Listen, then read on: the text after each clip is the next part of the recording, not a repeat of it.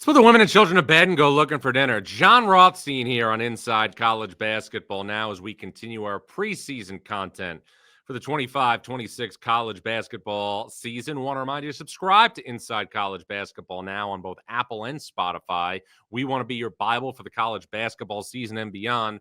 Once again, we are the only college basketball podcast coming to you 52 weeks out of the calendar year. So throughout this preseason coverage, we are going to spotlight different power conferences and go through 5 questions in those conferences. And today's focus is on the Big East. So the first question entering the Big East in 25-26 is, how many Big East teams will reach the 2026 NCAA tournament? This is where things get interesting. The Big East has 2 teams that will start the season in the top 10 in St. John's and UConn. They're 2 teams that are going to be firmly in the mix to be top seeds in the NCAA tournament and firmly in the mix potentially to be national title contenders. Greg McDermott has also always had a consistent program at Creighton. He added 2 big-time transfers from Iowa in Josh Dix and Owen Freeman, as well as a really, really interesting piece from Howard and Blake Harper. And there's also some good returning pieces for Creighton with sophomore forward Jackson McAndrew, veteran big man Isaac Trout. Creighton, to me, as long as Greg McDermott's the coach, looks like a team that has the requisites to be in the NCAA tournament. But after those 3 teams, after St. John's, UConn, and Creighton, who can you really look at before the season and point to in the Big East and say that's an NCAA tournament team? You look, obviously, at the teams who went to the NCAA tournament last year out of the Big East. St. John's, UConn, and Creighton were all in that mix, as was Xavier, as was Marquette. Now, Xavier, which is transitioning from Sean Miller to Richard Pitino. Sean Miller left Xavier and went to Texas, has got a brand new roster. The only player that is back from the Musketeers is Boise State transfer Roddy Anderson, who redshirted last year. But Xavier, to me, is in a complete rebuild in year 1 under Richard Pitino. In my preseason power rankings, I picked the Musketeers 10th. And what about Marquette? What about Shaka Smart? Well, Shaka Smart had a team last year that was a 7 seed in the NCAA tournament, played beautiful basketball post Tyler Kolek and Oso Ighodaro. But with that said, lost Cam Jones, lost Stevie Mitchell, and also lost David Joplin. Is Marquette a lock to be in the NCAA tournament? That's big time to be determined for me. Now, you look at some of the other teams that could contend in this league. Providence has a refurbished roster under Kim English. A big addition is Vanderbilt transfer Jason Edwards. Georgetown, who looked like a bubble team for a large portion of last year before it lost Thomas Sorber to a season-ending injury, he's now in the NBA, has got a real interesting team and a potential, in my opinion, to be a great defensive team, but is still a team that looks like it's somewhere in the middle of the pack. I like the additions of KJ Lewis from Arizona and Langston Love from Baylor. And I like the fact that Georgetown returns a veteran point guard in Malik Mack, but I am not ready to say that Georgetown's an NCAA tournament team in what will it be its 3rd season under Ed Cooley. And what about Villanova in year 1 under Kevin Willard? Villanova, to me, looks like a team with a deep perimeter.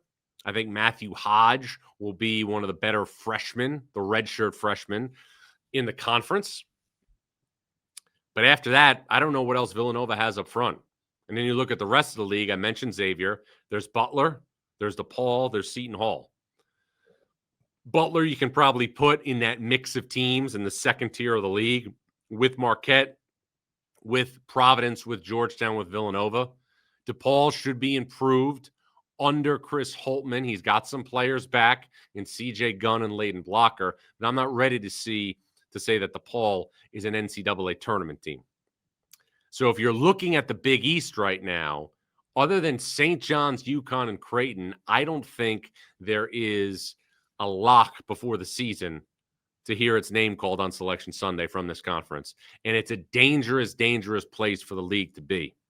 Because one thing you have to look at in the landscape of college basketball right now is as decisions are being made and as big decisions are looming, when we hear people speak, they bring up the term Power Four.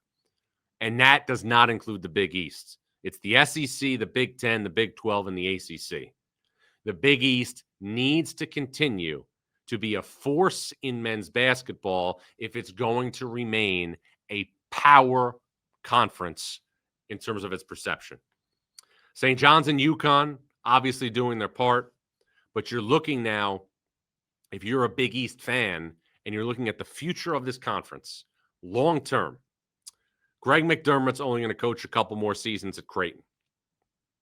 We don't know how much longer Rick Pitino is going to coach at St. John's, but he is somebody that is going to obviously be in his mid-70s very soon. And then you look at some of the other brands.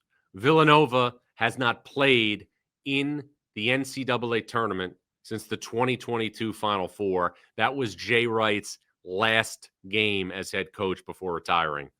And Georgetown has not played in the NCAA tournament since 2021 when it won the Big East tournament at Madison Square Garden during COVID under Patrick Ewing. So Georgetown, which is one of the best brands in the Big East, has not been an at-large participant in the NCAA tournament since 2015 under John Thompson III. Big East needs Villanova and Georgetown back if it's going to be a force in men's basketball moving forward. Second question, as we go through 5 questions entering the Big East. Will St. John's live up to the hype? Well, that's an interesting question. St. John's has put together the best roster in college basketball. Now, I don't, when I say that St. John's is definitely going to be the best team. But I think if you're looking at rosters 1 through 6, rosters 1 through 7, player for player, nobody has a better 6 than St. John's. Ian Jackson, Joe Zansanon, Oziah Sellers, Dylan Mitchell, Bryce Hopkins, Zuby Ejiofor. I'm taking that 6 over anybody's top 6, especially with Rick Pitino coaching it. But if St. John's is going to live up to expectations, having a roster like that, having Rick Pitino as your head coach, you have to be, in my opinion, a top 8 seed in the NCAA tournament, and you have to get to the second weekend. Now, living up to the hype means having a season where you win 25-plus games, and again, you go to at least the Sweet 16. Anything can happen once you get into the NCAA tournament. Florida was dead in the water against Texas Tech. It came back and had an incredible win. Texas Tech was dead in the water against Arkansas in the Sweet 16 and came back and had an incredible win. But if you do not follow up a great season by at least going to the second round of the NCAA tournament, you feel like something was left on the table. Now, St. John's is a little bit of an outlier when it comes to that theory in last season because this is what happens. St. John's was so bad for a quarter century stretch where it did not win an NCAA tournament game, that the fact that Rick Pitino got this program to a 2 seed, the fact that Rick Pitino got this program to a Big East regular season title for the first time in 40 years and a Big East tournament title for the first time in 25 years, along with an NCAA tournament win for the first time in 25 years, there is not a feeling surrounding St. John's that something, again, was really left on the table after the loss to Arkansas in the round of 32, because this has been such a barren program. But this year, if you're St. John's with that roster and you're Rick Pitino as the head coach, you have the requisites to go into the second weekend and be a force. You have the requisites to go into the second weekend and be a factor to play your way to Indianapolis. And if you're St. John's and you are thinking about going to a Final Four for the first time since 1985. And if you're Rick Pitino and you're thinking about being in a situation where you can take a fourth program to a Final Four, you got to look at things geographically. And that, to me, is one of the things that I love doing when you start looking at things big picture for the NCAA tournament. If St. John's can be the 1 seed in the East region, which means it would have to have a comparable season like it did last year, maybe a little bit better.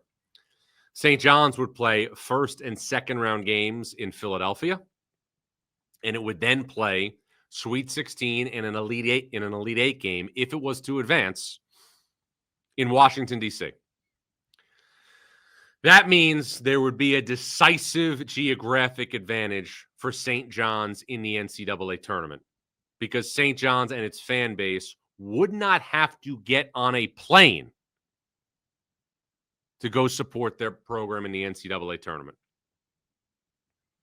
First and second round in Philadelphia, Sweet 16 and Elite 8 in Washington, with Rick Pitino as your head coach. So how does St. John's get there with this roster? Well, this is what you have to look at. The non-conference schedule, and you heard Rick Pitino a couple of months ago on Inside College Basketball Now say it's the best non-conference schedule in the history of St. John's basketball. We'll find out if that obviously holds up.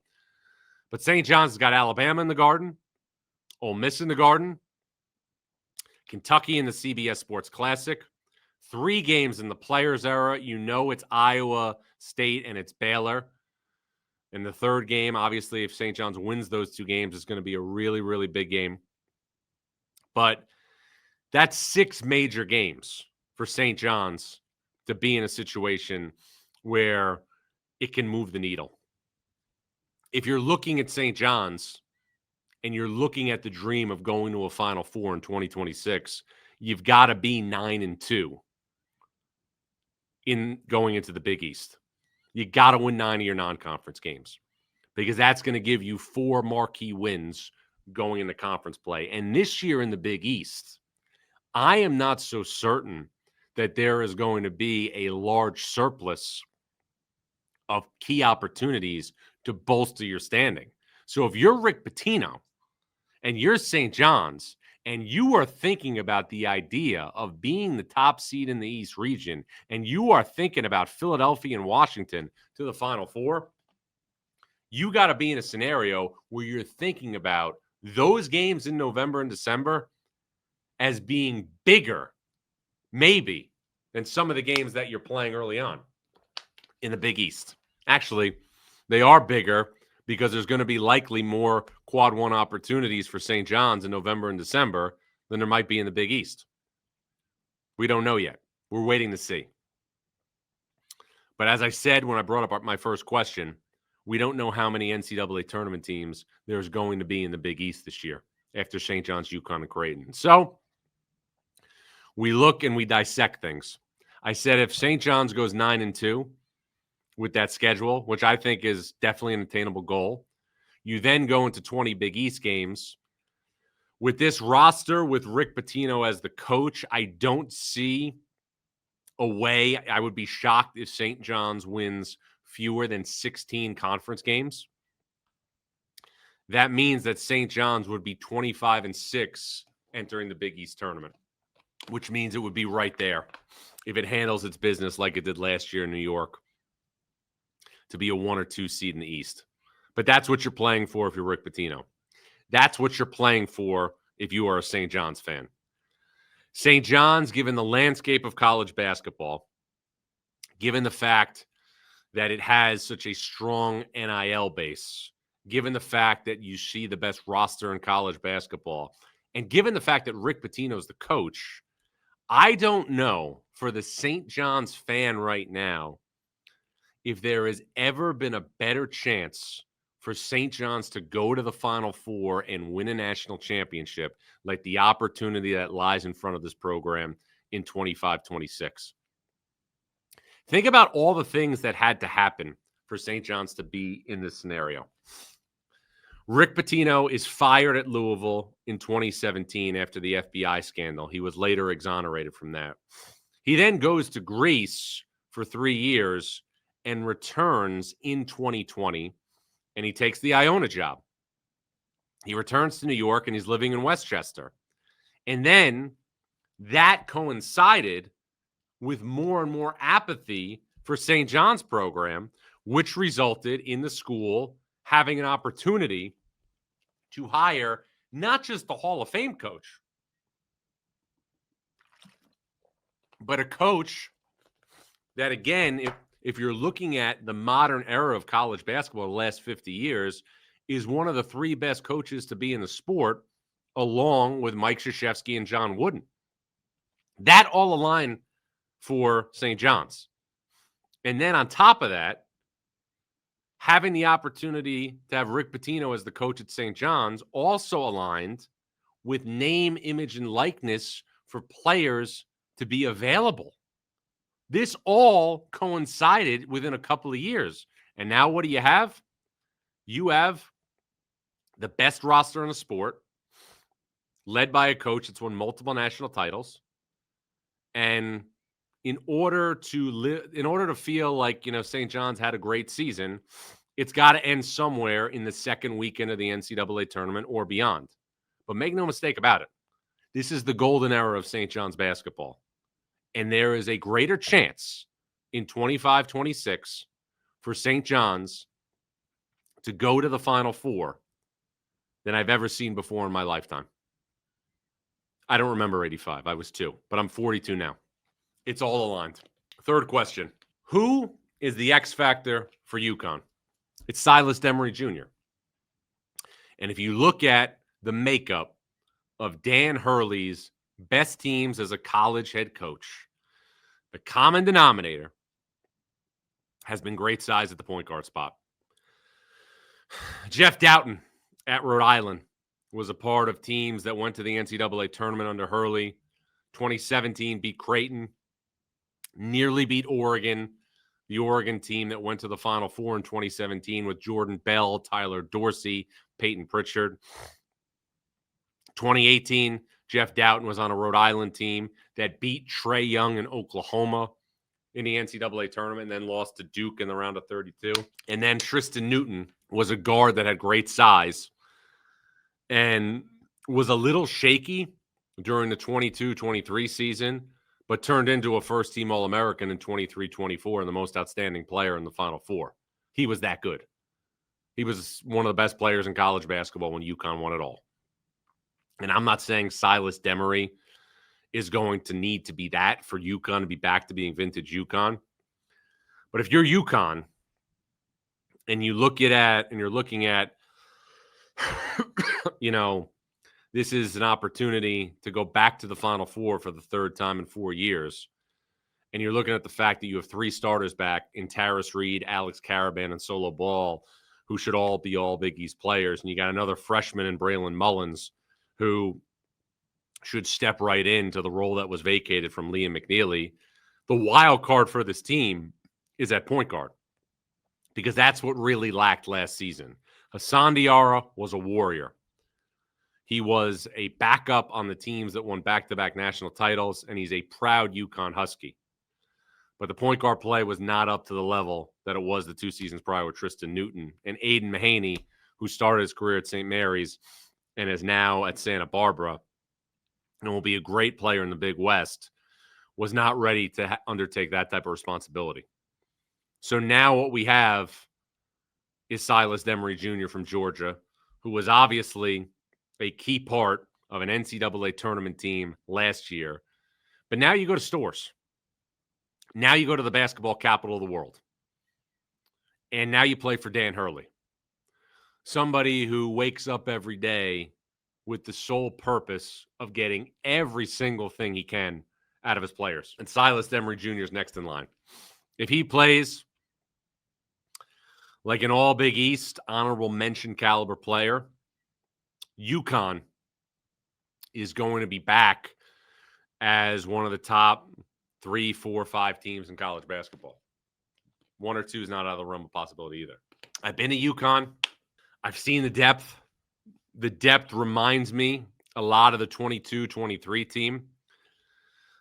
Dan Hurley has role players off the bench. Jaden Ross, Jalen Stewart, who played minutes last year. I'm a big fan of Jacob Furphy, an international prospect who's coming over. Eric Ribe should give UConn that two-headed monster at center that it had with Sonogo and Klingon, and then Klingon and Samson Johnson. But the wild card and the key to all this is what UConn gets at point guard. And that's not changing. Not now, not in December, not in March. They don't need Silas Demery Jr. to be Tristan Newton, but they need him to be an all Big East honorable mention caliber player. If he does that, the Huskies are again off to the races. Question number 4. Can Marquette still be vintage Marquette? That's big time to be determined. Now, in this landscape of college basketball, Shaka Smart has went against the grain. Shaka Smart, at a time where everybody is saying yin, is saying yang. Shaka Smart is zigging while others are zagging. And what do I mean by that? The transfer portal has taken over college basketball's recruiting. Just as. Fact of life. And Marquette early on took transfers to build its program under Shaka Smart. Tyler Kolek from George Mason. Darryl Morsell from Maryland when he was getting things going. But he has now been all about retention, and he has been all about high school recruiting and trying to keep a nucleus of players together and have those players grow and blossom over a long period of time. And he was able to do that because he recruited so well and had such great players in the program. 2 years ago, Marquette went to the Sweet 16, lost to NC State, lost Tyler Kolek, lost Oso Ighodaro, but returned Stevie Mitchell, Cam Jones, David Joplin. And that's why you saw Marquette really start out last season on fire. And that's why you saw Marquette wind up again as a single-digit seed in the NCAA tournament. Cam Jones was an All-American. David Joplin was a great college player. Stevie Mitchell was one of the great utility players in the sport the last 3 years. All those guys are gone. And now, players who had lesser roles in Milwaukee are going to have to come up to a different level. Chase Ross is the guy you look at first. He's got to be an all Big East caliber player for Marquette. Royce Parham is somebody that Shaka Smart thinks can have a big-time breakout year as a sophomore. He's in bold print. Ben Gold has to have a big season. Trey Norman and Zayd Lowry have to have a big season. And a lot of people are forgetting about Sean Jones, who missed last season with a knee injury, redshirted, but is going to play a lion's share of the minutes at point guard for Marquette. There are a lot of questions in Milwaukee. And I think if you look at the first 4 years for Shaka Smart in the Big East, all the questions were always answered. 4 straight NCAA tournaments. To make a 5th, it's going to require his best coaching job yet since he took the Marquette job in 2021.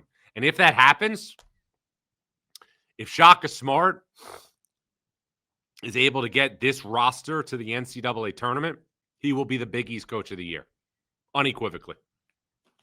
He will be the Big East Coach of the Year. I don't think there's any doubt about it. Our final question, as we're looking at 5 questions entering the Big East. It's a question I do for every conference that we're going to preview.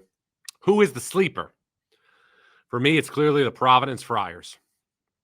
Year 3 under Kim English. I think Kim English has quietly done a tremendous job rebuilding this roster.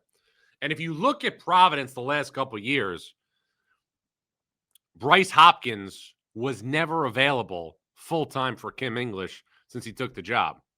When Kim English got the job, Providence was rolling and looked like one of the best teams in the Big East before Bryce Hopkins, suffered the torn ACL. The Friars then were on the bubble for the majority of that season, missed the NCAA tournament. And then last year, Providence gets Bryce Hopkins back for 3 games. He averages 17 and 7, and then he's not able to play the rest of the year. So from a roster continuity perspective, I think Providence is going to have it better than it had it the last 2 years under Kim English. Big fan of the transfer class. 3 veteran guards. Jalen Sellers from UCF, Daquan Davis from Florida State, and Jason Edwards from Vanderbilt, who averaged 17 points per game last year on a team that made the NCAA tournament. Duncan Powell from Georgia Tech, a veteran front court player I would think would be the starter at power forward. Providence also likes Cole Hargrove from Drexel. Rich Barron, Corey Floyd are guys who played last year for Providence who are back, along with Ryan Mila. If Providence can stay healthy, I think this is a team that can compete for a spot in the top 4 or 5 of the Big East and be a team that competes for an NCAA tournament berth. I'm a big fan of the way this perimeter was put together. And Kim English told me when I was at a Providence practice, he wanted to go out and get guys who had proven power conference caliber experience. And that's what he did. And if you're Providence now, you got to be itching and salivating to get back to the NCAA tournament. Because one thing that Ed Cooley did when he was at that job, and he was at that job for a long time, over 10 years, he made Providence a perennial participant in March Madness. And that hasn't happened since Ed Cooley left. There was the dream season in 2022 where Providence won a Big East regular season title for the first time in program history, and the Friars advanced all the way to the Sweet 16 before they lost to Kansas. And then Ed Cooley took Providence with Bryce Hopkins to the NCAA tournament in 2023, and the cloud of Georgetown really got to that team late in the year. Providence was beaten by UConn in the Big East tournament and then lost to Kentucky in the first round of the NCAA tournament. So it's been 2 years since the Friars have been a part of March Madness. But if this team is healthy, if it has roster continuity, I think you got a team in Providence that will compete for a spot to finish in the top 4 or 5 of the Big East. I firmly believe that. The storylines in the Big East are simple. It's UConn, St. John's, and everybody else. Can UConn get the point guard play that it needs to again be a Final Four caliber team? Can St. John's wring out the sponge when there's a window of opportunity for this program to have one of the most memorable seasons that it's ever had? And who, aside from St. John's, UConn, and Creighton, is going to step to the table and be an NCAA tournament caliber team in 26? Will Marquette be able to go 5 for 5 under Shaka Smart? We will be talking about all these questions and more multiple times a week right here on Inside College Basketball Now. And we want to remind you to subscribe to Inside College Basketball Now on both Apple and Spotify. We want to be your Bible for the college basketball season and beyond. Once again, we are the only college basketball podcast coming to you 52 weeks out of the calendar year. I'm John Rothstein, and this is Inside College Basketball Now.